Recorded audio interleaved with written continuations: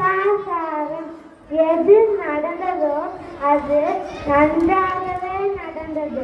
எது நடக்கிறதோ அது நன்றாகவே நடக்கிறது. எது நடக்க இருக்கிறதோ அதுவும் நன்றாகவே நடக்கும். உன்னுடைய எதை இழந்தாய்?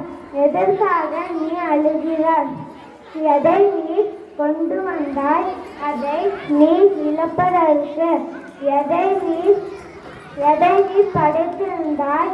அது வீணாவதற்கு.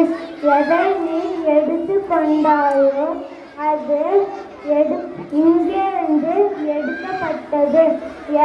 எதை கொடுத்தாயோ அது இங்கேயே கொடுக்கப்பட்டது. எது இன்று உன்னுடையதோ அது நாளை மற்றொருவர் உடையதாகிறது.